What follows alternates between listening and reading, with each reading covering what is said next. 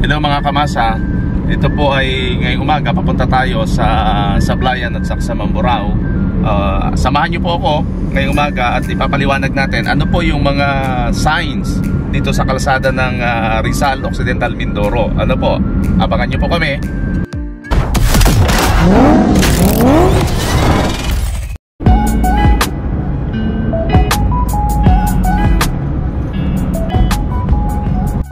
Kung nakikita po ninyo yung broken white line na yan, ang ibig sabihin pwede tayong lumipat sa kabilang linya. Ano po, kung ligtas, ano po, ang gagawin lang po natin, ano po, magsi-signal light lang po muna tayo kahit mga 10 segundo. Ano po, at tatansyahin natin yung ating layo doon sa o-overtaken nating tricycle, mga 1 hanggang 2 metro, and then babalik po ulit tayo dito sa ating kalsada. Ano po, ito pong nasa gilid, ang ibig pong sabihin talaga niyan ay edge line. Ano po, yan po yung pagitan ng daanan ng sasakyan at daanan ng tao. Pero sa plano ng gobyerno natin, sa tingin ko lang, mukhang gagawin nilang 2 lanes itong kalsada na ito. Kaya ipiniprepare nila ng ganyan. Ano po, titignan pa po natin sa bandang area po doon, kasi itong area ng Rizal, ito po ang isa sa pinakamagandang kalsada ngayon kasi may ispalto na po siya. So hoping na may saayos pa po ito ng gobyerno at para sa ating mga travelers, sa ating mga riders, drivers ng Occidental Mindoro. Po, nakikita naman po natin double solid yellow line. So mahigpit pong ipinapagbawal dyan yung pag-overtake natin, no? So kahit lumipat ka sa kabila, bawal, dahil doble po yan. Kahit pa mag-cross ka sa left side ay ipinapagbawal po yan. So, andito po kami ngayon sa daan ng Kalintaan, no? Yung Hillside Kalintaan National High School. Ang ganda ng kanilang view, ang ganda ng mga puno natin dito. Halatang naalagaan po tong area na to. Ano po, kung gusto niyo yung bisitahin, ano po, pumunta lang po kayo dito sa Kalintaan, bayan ng Kalintaan. Ipapakita ko naman po sa inyo yung kalsada ng Kalintaan na napakaganda rin. Ano po, hintayin niyo po kami doon mga kamasa. So mga kamasa, papasok po nandito po tayo sa Kalintaan proper, kung didiretsuhin natin yung kalsada na yon. Ito naman pong kalsada na to, papuntang Sablayan at papuntang Santa Cruz. So titignan po natin yung kalsada na papuntang Sablayan at papuntang Santa Cruz, sapagkat napakagandang kalsada po ito dito sa ating bayan ng Kalintaan. Magbabalik po ulit kami mga kamasa. Tignan po natin yung kalsada ng Kalintaan.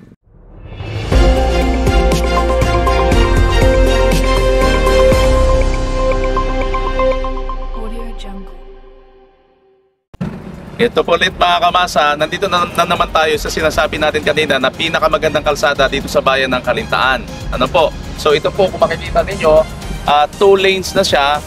No? Meron tayo para sa mga mababagal na sasakyan at meron naman tayo para sa bibilis na sasakyan. At yung ating overtaking na area dito po sa area na to. Kung makikita po natin mga kaibigan, ito pong nasa gitna. Ito po. Ito po, ito yung tinatawag natin na center line. Ano po, ito yung tinatawag natin na center line. So yan po yung linya na naghihiwalay naman sa magkasalubungang kalsadang ito na 2 lanes. Ano po, kaya dapat po no overtaking na po sa area na to. Kasi ito po ay pagitan na ng 2 magkasalubungang kalsada.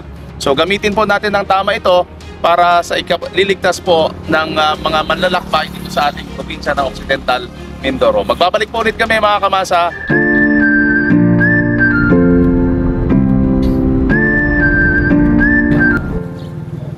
Welcome ulit mga kamasa. Magandang tanghali na, sapagkat narating na po natin ang Abad Norelia Driving School or Abad Norelia Center for Skills Incorporated dito po sa bayan ng Sablayan. At kasalukuyan nga po, nagsasagawa sila ng libreng conduct po ng 15 hours theoretical driving course.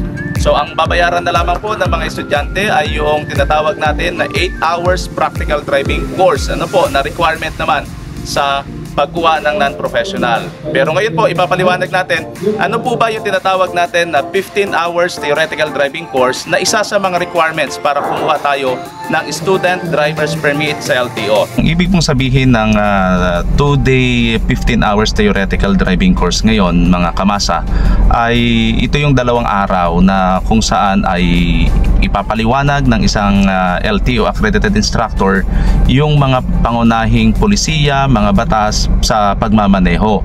So ipinag-utos po kasi sa pamamagitan ng memorandum ng LTO na tayo ay mag-undergo ng 2 araw na seminar or lecture patungkol po sa mga batas trapiko po natin. So ang instruction ay sa unang araw ng pag-training, yan ay mula alas 8 hanggang alas 4 ng hapon. May break lamang po yan ng 1 oras. At sa pangalawang araw naman po ay mula alas 8 ng umaga hanggang alas 5 ng hapon. Tandaan po natin mga kamasa na ang 15 hours theoretical driving course po ay hindi pa po student driver's permit yan.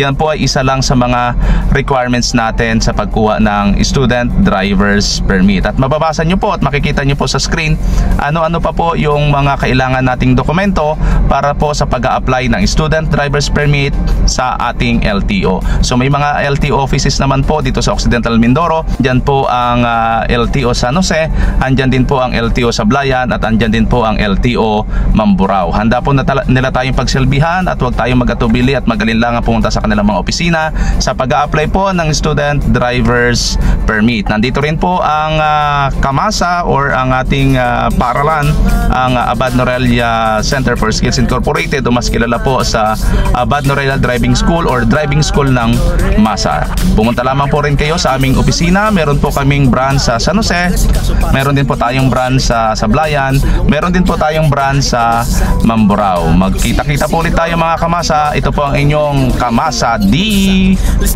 Atas ang bante lang at kaliwat kanan, di kalidad na serbisyo ang aming dala. Halika na't kumuha ng lisensya.